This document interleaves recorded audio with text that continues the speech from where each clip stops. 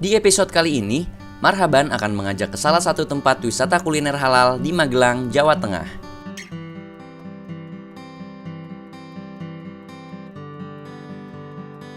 Halal lifestyle atau disebut juga dengan gaya hidup halal saat ini tengah menjadi tren global. Banyak negara-negara di berbagai belahan dunia tengah termasuk di Indonesia berupaya menerapkan sistem halal lifestyle dalam kehidupan sehari-hari. Semakin meningkatnya populasi muslim di seluruh dunia merupakan pasar yang sangat menjanjikan bagi industri halal dari hulu hingga hilir. Pengusaha muslim dapat mengembangkan usahanya sesuai syariat Islam dan konsumen muslim akan mendapatkan kemudahan dalam mendapatkan berbagai produk dan jasa yang tidak menyalahi akidah. Kesadaran umat Islam untuk memiliki gaya hidup halal harus diikuti dengan kesadaran untuk memenuhi kebutuhan hidupnya sesuai syariat Islam, sehingga memberi peluang bisnis dan kehidupan yang baik bagi muslim dan menguatkan perekonomian muslim. Assalamualaikum warahmatullahi wabarakatuh. Saya Siswanto, owner dan pengelola dari Lombok Sawah Resto yang berlokasi di Secang, Kabupaten Magelang, Jawa Tengah. Saya ingin menyampaikan terkait sisi apa yang dimaksud dengan halal dan thoyyib dari persepsi kami sebagai pengusaha dan praktisi kuliner dan restoran. Dalam konteks ini, kami tentu sebagai pengusaha dan pengelola restoran berkepentingan untuk menyediakan makanan yang halal dan thoyyib. Tentu dalam konteks ini ada dua hal. Halal dalam konteks bahan dan halal dalam konteks bagaimana pengolahannya. Halal dalam konteks bahan artinya kami sebagai pengelola restoran harus memastikan bahwa customer atau pelanggan-pelanggan kami itu memperoleh makanan-makanan yang memiliki bahan-bahan halal.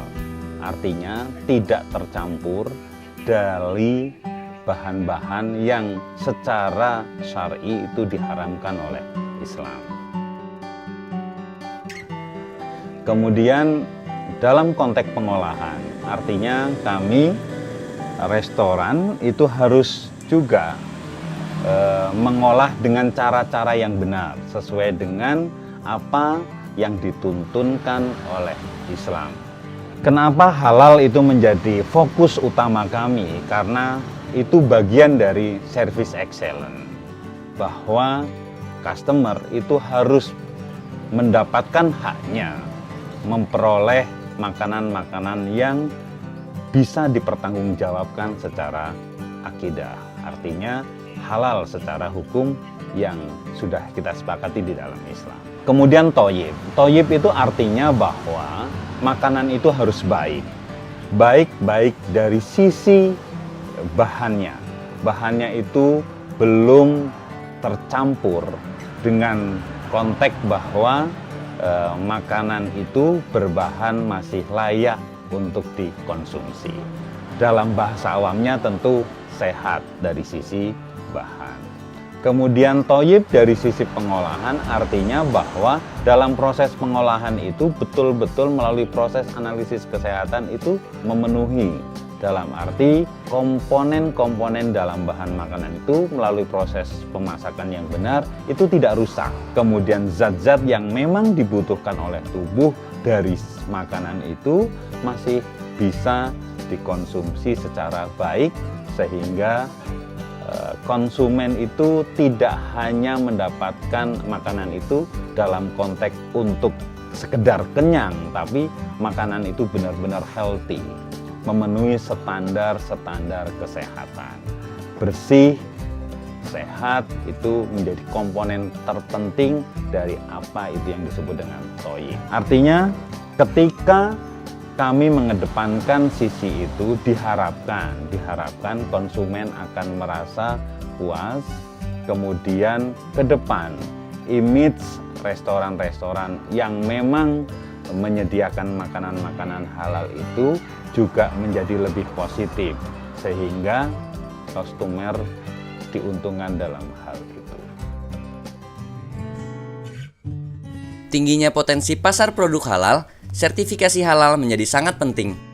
Beranjak dari hal tersebut, label halal bukan lagi hanya menjadi label semata, melainkan telah berevolusi menjadi sebuah gaya hidup.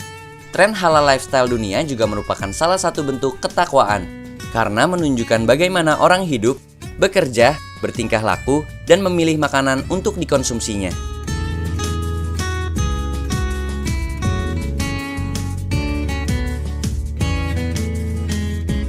Islam telah mengatur ulang tentang makanan dan minuman yang boleh dan tidak boleh dikonsumsi bagi seorang muslim.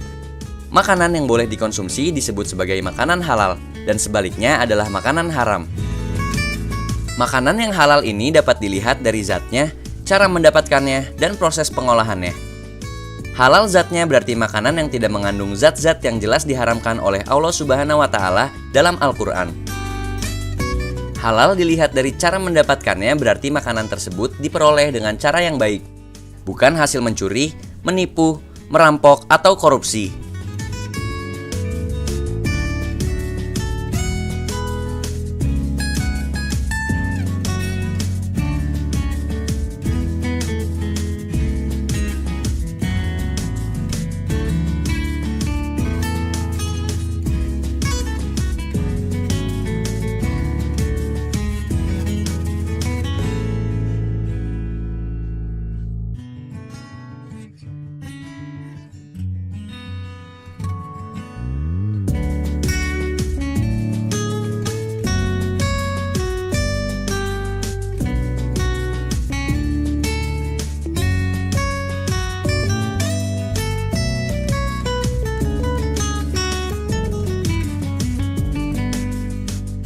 Halal dari proses pengolahannya berarti makanan itu diolah berdasarkan tuntunan syariat, yaitu dengan menyebut nama Allah Subhanahu wa Ta'ala.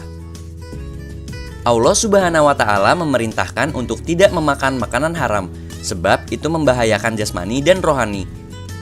Tidak hanya itu, untuk penjagaan tersebut, Allah Subhanahu wa Ta'ala juga memerintahkan untuk tidak sekedar memilih makanan, akan tetapi pilihlah makanan yang baik. Makanan yang halal dan thayyib adalah dalam rangka menjaga jasmani dan rohani. Penjagaan jasmani dengan memilih yang thayyib artinya memakan makanan yang bergizi dan mempunyai fungsi yang baik untuk kesehatan tubuh. Saat ini pun terdapat makanan halal, akan tetapi ia tidak bagus atau tidak memberi manfaat untuk kesehatan. Makanan yang bermutu di sini dianjurkan agar seseorang itu menjadi kuat dan tidak lemah, sehingga lebih bersemangat dalam beribadah.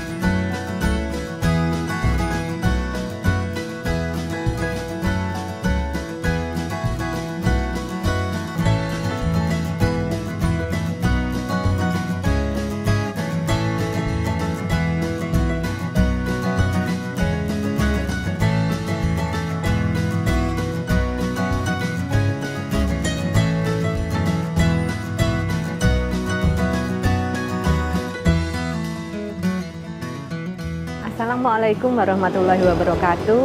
Perkenalkan, saya Tanti Zainal Arifin, istri dari Head Regent atau Bupati Kabupaten Magelang, Jawa Tengah, Indonesia.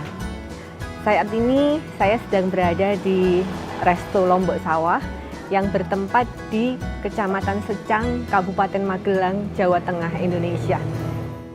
Karakter alam Kabupaten Magelang, pegunungan, persawahan, banyak objek wisata yang bisa dikunjungi dari yang bertema persawahan, kemudian juga pegunungan, dan banyak lagi alam yang indah.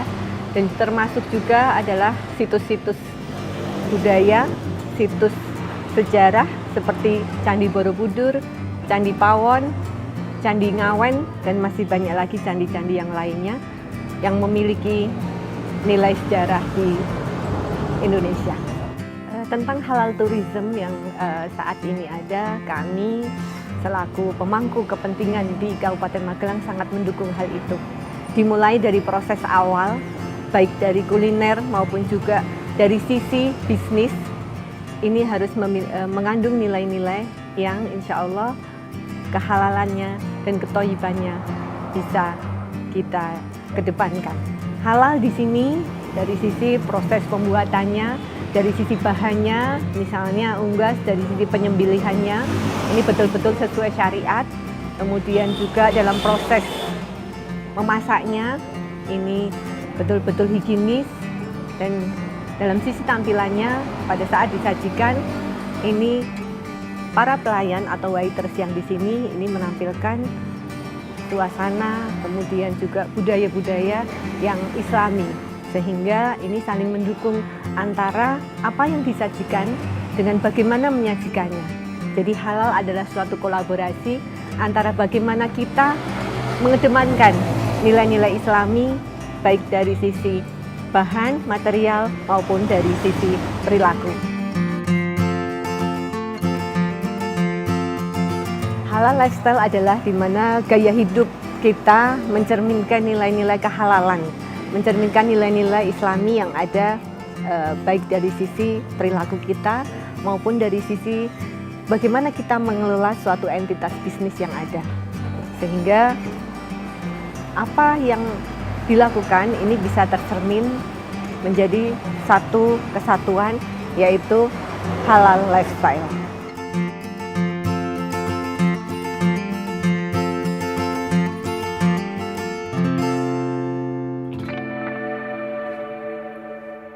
Saat ini saya di Lombok Sawah. Khusus untuk Lombok Sawah ini, alhamdulillah ini bukan kali pertama saya datang ke sini. Jadi sudah beberapa kali karena memang saya merasakan untuk masakannya cocok dengan lidah saya.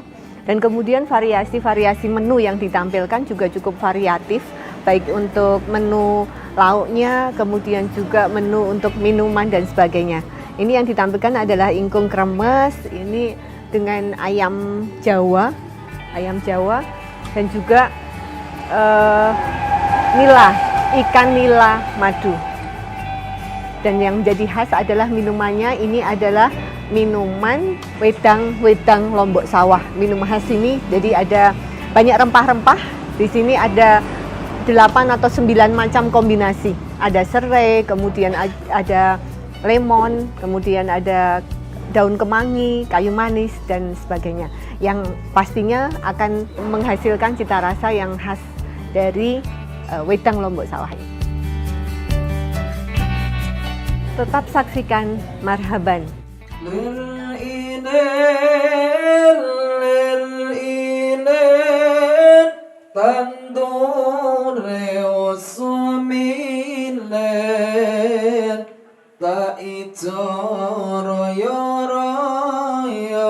Tak senggo temanten anyar. Nah, seperti gini, contohnya kayak seperti Sunan Kalijogo, ngarang Lir-Lir. Itu kan tembang yang sangat luar biasa. Filosofinya sangat dalam itu. Bahwa hidup itu harus bangkit, tidak boleh seenaknya sendiri, harus semangat.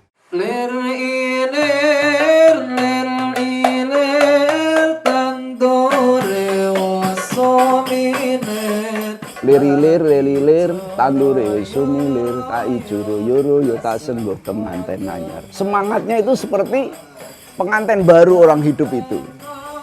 Saling menyayangi, saling mencintai.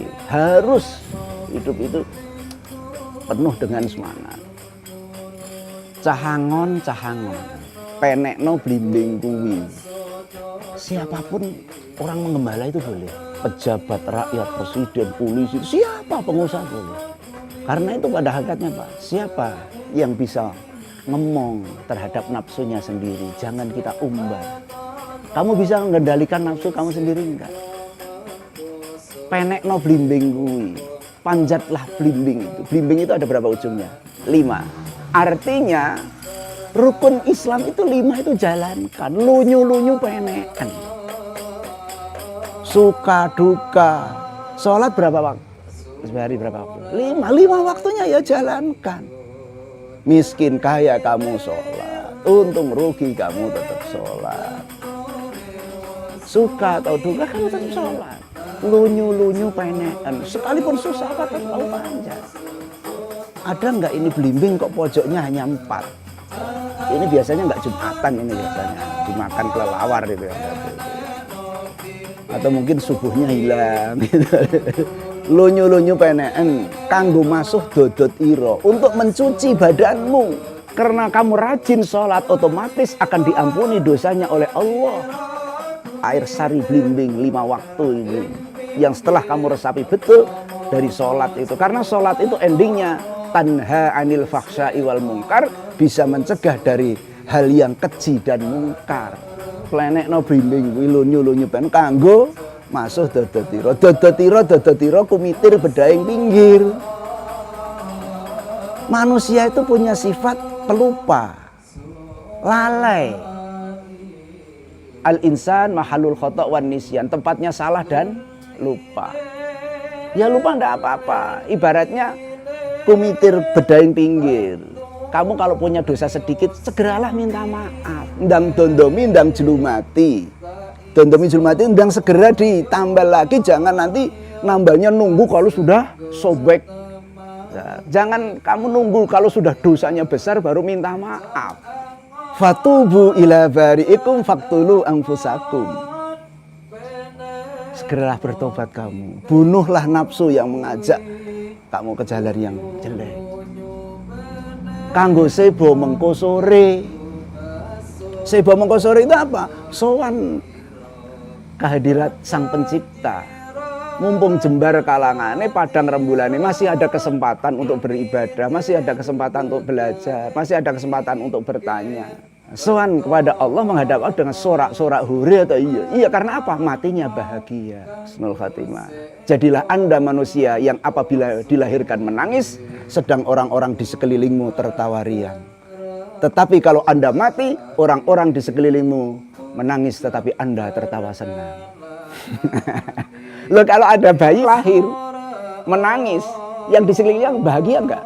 Kalau bayi lahir kok diem gimana? Tapi kalau Anda mati, orang-orang di sekeliling kita itu menangis, tapi Anda tertawa senang. Karena apa? Sudah siap dengan amal kebajikan kita, dan mereka yang menangis pasti akan merasa kehilangan. Nah, orang mati kok sudah ditangisi karena merasa kehilangan. Ini pasti matinya matian. Iya. Itu luar biasa. Sunan Kalijogo itu belum yang lain besok lah. Jadi nyanyian-nyanyian itu kalau diciptakan untuk nyanyian anak, ini pasti akan abadi. Dan kenapa Wali Songo itu menciptakan seperti itu? Ini memang zamannya itu dengan pendekatan budaya dan akhirnya bisa abadi sampai sekarang dan tidak ada, maaf, muatan politik atau bisnis. Kalau sekarang biar nanti laku laris, enggak, atau mungkin yang ngundang biar enggak. Misinya hanyalah misi adalah dakwah. Sudah berapa? Pada 1400 itu digarap. Berarti sekarang sudah berapa abad? Masih abadi, lir-lir itu.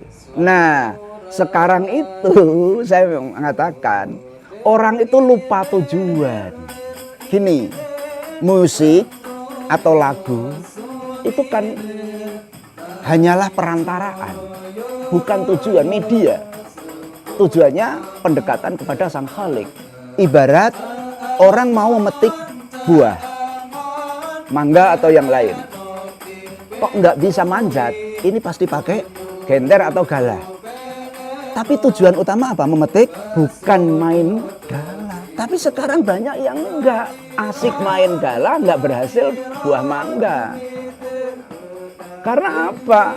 Yang dinikmati hanya lagunya, tapi intinya, isinya, visinya enggak pernah dipelajari. Atau mungkin diresapi, enggak pernah. Misalnya orang berpuisi, orang berdoa, orang membaca sholawat, orang bersyair. Itu kalau berangkat dari hati, ini pasti akan sampai pada hati pendengar.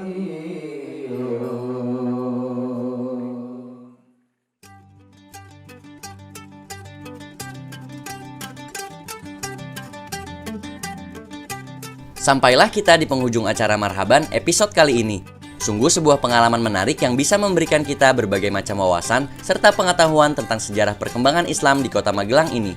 Sekaligus tradisi-tradisi yang melekat hingga saat ini. Marhaban akan selalu menyajikan informasi menarik dan juga bermanfaat. Jangan lupa saksikan terus program Marhaban di episode selanjutnya.